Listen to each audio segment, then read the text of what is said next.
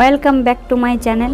আমি নিয়ে চলে এসেছি আবারও আজকে একটি নতুন রেসিপি, তো যেটার নাম হলো সয়াবিন মুইঠা। এটা বানানোর জন্য চলুন কি কি লাগবে আমি দেখিয়ে দিই আপনাদের। আমি প্রথমে নিয়ে নিয়েছি এক বাটি সয়াবিন, 2 চামচ বেসন এবং নুন, 1 চামচ হলুদ গুঁড়ো, 1 চামচ জিরে গুঁড়ো, 1 চামচ ধনে গুঁড়ো, 1 চামচ লাল লঙ্কার গুঁড়ো আর 1 চামচ আদা কাঁচা লঙ্কা বাটা, আর নিয়েছি একটি কাঁচা লঙ্কা এবং কয়েকটি ধনেপাতা কুচি আর একটা ছোট সাইজের টমেটো কুচি করে নিয়েছি, আর নিয়েছি পরিমাণ মতো সাদা তেল।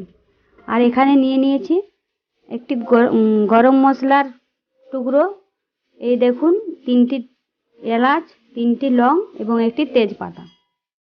এরপর গ্যাস অন করে আমি কড়াই বসিয়ে দিয়েছি। তো এর মধ্যে আমি দিয়ে দেব কিছু পরিমাণ জল। জলটা একটু বেশি দেবেন, কারণ সয়াবিনগুলো ভিজলে জল টেনে নেয়। এরপর জল ফুটে উঠলে আমি এর মধ্যে সয়াবিন দিয়ে দেব। এরপর দেখুন জল ফুটতে শুরু করেছে। এর মধ্যে আমি দিয়ে দেব ছোট চামচের 1 চামচ নুন এবং সয়াবিন। এরপর গ্যাসটা বন্ধ করে আমি ঢাকা দিয়ে দেব। বন্ধুরা দেখুন আমি ঢাকা দিয়ে দিয়েছি। এরপর 3 মিনিট পরে আমি এই ঢাকাটি খুলে সয়াবিনগুলো এর থেকে তুলে নেব। 3 মিনিট পরে আমি চলে এসেছি। ঢাকনা খুলে দেখুন সয়াবিনগুলো কি সুন্দর ফুলে গেছে। এবার এখান থেকে আমি এগুলো তুলে নেব।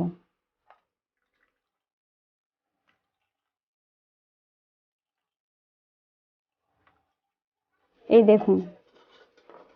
এরপর এখানে আমি ঠান্ডা জল দিয়ে এগুলো খুব ভালো করে ধুয়ে ছেঁকে খুব সুন্দর করে জলটা নিংড়ে নিতে হবে, যেন একটুও না জল থাকে।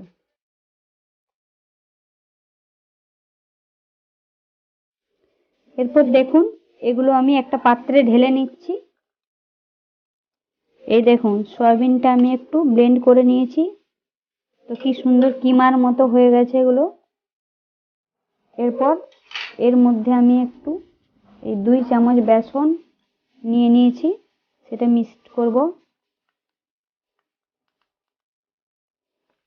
তার সাথে দেব একটু জিরে গুঁড়ো, একটু ধনে গুঁড়ো এবং স্বাদ মতো নুন।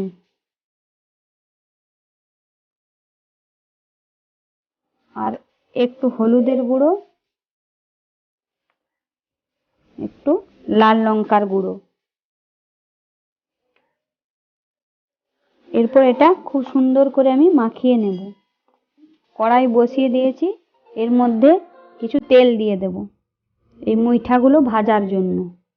তেল যতক্ষণে গরম হবে ততক্ষণ আমি এই মুইঠাগুলো পাকিয়ে নেব। হাতে একটুখানি তেল নিয়ে নেব।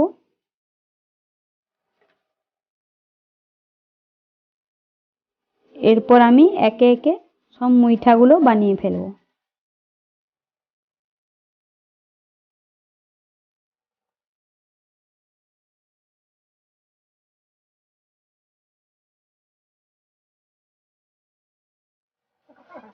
এই দেখুন এইভাবে আমি এই মুইঠাগুলো শেপ দিচ্ছি।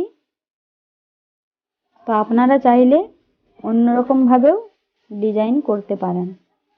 এই দেখুন আমার কয়েকটি মুইঠা বানানো হয়ে গেছে। তো এগুলি আমি তেলের মধ্যে ছেড়ে দেব।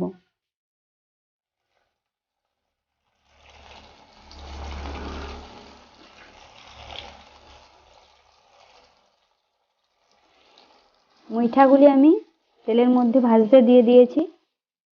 এগুলো খুব লাল করে ভেজে নিতে হবে। এরপর দেখুন এগুলো আস্তে আস্তে আমি উল্টে নেব। এই যে এক পাশটা ভাজা হয়ে গেছে, এই দেখতেই পাচ্ছেন। তো আমি এগুলো বাড়িতে অনেকবার বানিয়ে দেখেছি, খেতে খুব সুন্দর। আপনারাও বানিয়ে দেখবেন, আশা করি খুব ভালো লাগবে। এই দেখুন এই মুইঠাগুলো আমার ভাজা হয়ে গেছে। এরপর এগুলোকে আমি একটি প্লেটে তুলে নেব। দেখছেন এগুলো খুব সুন্দর কালারও চলে এসছে। আপনারা অবশ্যই একবার বাড়িতে বানিয়ে দেখবেন, খেতে খুব ভালো লাগবে। আর নতুন ভিডিও পেতে আমার চ্যানেলটি সাবস্ক্রাইব করবেন। এই দেখুন, এই বাড়তি তেল আমি এখানে উঠিয়ে নিচ্ছি। তো এই তেলের মধ্যেই আমি এই মুইঠাগুলো রান্না করে নেব। এই তেলের মধ্যে আমি তেজপাতা এবং এলাচ, লং আর দারচিনি দিয়ে দিলাম। এরপর এটা একটু নাড়াচাড়া করে এর মধ্যে আমি টমেটো কুচি দিয়ে দেব। টমেটোটা একটু নরম হওয়া পর্যন্ত আমি নাড়তে থাকব। এরপর এর মধ্যে আমি আদা কাঁচা লঙ্কা বাটা দিয়ে দেব। তারপরে একটু লবণ দেব। আমার টমেটোগুলো নরম হয়ে গেছে। মশলাটা যখন কষাবেন তখন একটু গ্যাসের আঁচটা কমিয়ে রাখবেন, মশলা যেন পুড়ে না যায়। এর মধ্যে আমি একটু জল অ্যাড করব। এরপর সমস্ত মশলা আস্তে আস্তে এর মধ্যে দিয়ে দেব। ধনে গুঁড়ো, জিরে গুঁড়ো, হলুদের গুঁড়ো এবং লাল লঙ্কার গুঁড়ো। দেখুন মশলা থেকে আস্তে আস্তে তেল বেরিয়ে এসেছে। এর মধ্যে দিয়ে দেব পাকা লঙ্কা। এটা আপনারা চাইলে নাও দিতে পারেন। মশলা একটু কষানো হয়ে গেলে এর মধ্যে আমি দিয়ে দেব পরিমাণ মতো জল। এটা আপনারা আলু দিয়েও রান্না করতে পারেন, কিন্তু আজকে আমি শুধুই রান্না করেছি, আলু দিইনি। এরপর ঝোল ফুটে উঠলে এর মধ্যে আস্তে আস্তে মুইঠাগুলো দিয়ে দেব। ঝোল ফোটা পর্যন্ত আমি অপেক্ষা করব। এই দেখুন ঝোল ফুটে উঠেছে। এরপর আমি আস্তে আস্তে মুইঠাগুলো ছেড়ে দেব। আর আমার এই রেসিপিটি যদি ভালো লেগে থাকে তাহলে প্লিজ লাইক, কমেন্ট, শেয়ার। নতুন ভিডিও পেতে গেলে এই চ্যানেলটিকে সাবস্ক্রাইব করবেন। এই দেখুন এটা খুব সুন্দর হয়ে গেছে। এরপর এর মধ্যে আমি কিছু ধনেপাতা অ্যাড করে দেব। তারপর একটু নাড়াচাড়া করে এটা আমি নামিয়ে নেব। এটা গ্রেভিটাও খুব সুন্দর হয়ে গেছে। একটা প্লেটের মধ্যে উঠিয়ে নেব। খুব সুন্দর তেল বেরিয়েছে। এটা দেখতেও খুব সুন্দর এবং খেতেও খুব টেস্টি।